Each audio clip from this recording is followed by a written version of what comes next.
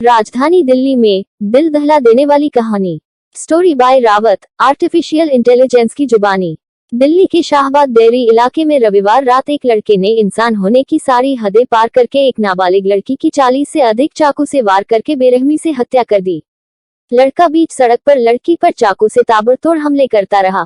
उस दौरान वहां मौजूद कई लोग इस मौत का तांडव देखते रहे, पर किसी ने भी उस लाचार लड़की की हेल्प करने की कोशिश नहीं की।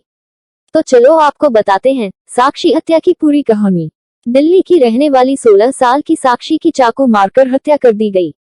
आरोपी साहिल को साकेत कोर्ट ने 2 दिन की पुलिस रिमांड पर भेज दिया है। रविवार रात सरेआम साहिल ने चाकू से एक के बाद एक 40 वार कर साक्षी की हत्या कर और वहां पर मौजूद लोग तमाशा देखते रहे। साक्षी के सिर पर साहिल ने पत्थर से भी 6 बार वार किया, जिसके बाद वह बुलंदशहर में अपनी बुआ के घर जाकर छिप गया था, जहां से पुलिस ने उसे गिरफ्तार कर लिया। पुलिस से बचने के लिए साहिल ने अपना मोबाइल स्विच ऑफ कर लिया था ताकि उसकी लोकेशन का पता न चल सके, लेकिन साहिल की बुआ के एक फोन से आरोपी की लोकेशन मिल गई और वो पुलिस ने उसे वही दबोच लिया। शायद वह भूल गया था कि कानून के हाथ कितने लंबे होते हैं। न्यूज चैनल अनी के मुताबिक दिल्ली पुलिस के खबरियों ने बताया कि साक्षी की हत्या करने के बाद साहिल रिठाला गया और वहां उसने अपना चाकू फेंका। इसके बाद साहिल ने पेशेवर अपराधी की तरह पुलिस को गुमराह करने के लिए बुलंदशहर जाने के लिए 2 बसें बदली। वह सोमवार सुबह 4 बजे बुलंदशहर में अपनी बुआ के घर पहुंचा था। निडर होकर साक्षी पर हमला करता रहा साहिल। उधर सोमवार को साक्षी हत्याकांड का दिल दहला देने वाला सीसीटीवी फुटेज सामने आया है। करीब 1 मिनट 26 सेकंड के वीडियो में साहिल बीच गली में साक्षी पर हैवानों की तरह हमला करता दिख रहा है। हैरान करने वाली बात यह कि हत्या के समय गली में अच्छी खासी भीड़-भाड़ थी, लेकिन साहिल बेखौफ साक्षी पर हमला करता रहा। साक्षी पर चाकू के 35 से 40 वार किए। किसी ने भी साहस दिखाकर साहिल को रोकने या पकड़ने का प्रयास नहीं किया। एक लड़के ने थोड़ा हिम्मत दिखाकर एक बार साहिल को दबोचने की कोशिश की, लेकिन साहिल के सिर पर खून सवार देखकर वह भी पीछे हट गया। साहिल ने साक्षी पर चाकू के 35 से 40 वार किए। इसके बाद भी जब उसका दिल नहीं भरा तो उसने पास में पड़ा एक बड़ा पत्थर उठाकर साक्षी को मारना शुरू कर दिया। हमला करने के चंद सेकंड बाद साहिल दोबारा वापस आकर पत्थर से हमला करता है। बाद में बड़े ही आराम से पैदल चलकर वहां से भाग जाता है। घटना के बाद पुलिस आरोपी साहिल के घर पहुंची, लेकिन वहां कोई नहीं मिला। इसके बाद पुलिस ने सर्विलांस की मदद ली। इस बीच साहिल की बुआ ने बुलंदशहर से फोन कर साहिल के घर पहुंचने की जानकारी उसके पिता को दी। इस कॉल से ही पुलिस को साहिल का पता लगा। मीडिया के मुताबिक पुलिस साहिल के पिता को अपने साथ लेकर बुलंदशहर के पहासू थाना के गांव अटैरना पहुंची और साहिल को पकड़ लिया। अटैरना से पकड़े गए साहिल की बुआ के पुत्र अमन ने बताया कि साहिल सोमवार सुबह करीब 4 बजे उनके घर पहुंचा था।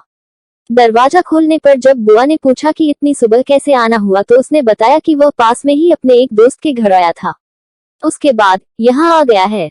अमन ने बताया कि इसके अलावा उसने हमें कोई बात नहीं बताई। हमें पता ही नहीं था कि वह किसी का मर्डर करके यहाँ आया है। लगभग 8 महीने पहले साहिल व उसके परिवार वाले एक शादी में गांव आए थे। उसके बाद साहिल अब आया। शुरुआती पोस्टमार्टम रिपोर्ट में साक्षी के शरीर पर चाकू के 16 घाव मिले हैं और खोपड़ी भी टूटी पाई गई है। पुलिस को पता चला कि साक्षी अपने पिता, माँ और छोटे भाई के साथ जे कॉलोनी शाहबाद डेयरी इलाके में रहती थी। उसने 10वीं कक्षा की परीक्षा दी थी, लेकिन कुछ दिन से वो परिवार से अलग अपनी एक सहेली के पास रहती थी। उसकी उसी एरिया में रहने वाले साहिल से दोस्ती थी। पता चला है साहिल शाहबाद डेयरी इलाके में परिवार के साथ किराए के घर में रहता है। साहिल के परिवार में 3 बहनें, माँ और पिता हैं। पिता मजदूरी करते हैं। साहिल एसी मैकेनिक है। साक्षी का साहिल के साथ किसी बात को लेकर झगड़ा हो गया था। रात में किशोरी अपनी एक दोस्त नीतू के बेटे के बर्थडे की पार्टी में जा रही थी। इसी दौरान साहिल ने उसका पीछा किया और एक जगह पर रोक लिया। दोनों के बीच किसी बात पर झगड़ा हुआ और साहिल ने उसी समय साक्षी पर चाकू से हमला कर दिया। साक्षी के माता पिता ने की फांसी की मांग। साक्षी के माता पिता ने बेटी के हत्यारे साहिल को फांसी दिए जाने की मांग की है। लड़की के पिता ने कहा कि मेरी बेटी की हालत बहुत बुरी थी। मुझे साहिल के बारे में कुछ भी पता नहीं था। उन दोनों के बीच क्या था, कल पूछताछ में मुझे पता चला। मेरी बेटी का स्वभाव अच्छा था। मेरी मांग है कि जैसे उसने मेरी बेटी को मारा है, वैसे ही उसे कड़ी से कड़ी सजा मिले ताकि फिर से ऐसा करने की हिम्मत न करे। तो दोस्तों, ये साक्षी हत्या से जुड़ी कहानी। दोस्तों, हम भी आपसे एक सुझाव चाहते हैं कि आप इस वीडियो के कमेंट में #RIP लिखें और साक्षी और उसके परिवार को अपनी तरफ से सपोर्ट करें ताकि उनके मांगे पूरी हो सके और साहिल जैसे क्रिमिनल को फांसी के फंदे तक पहुंचाया जा सके।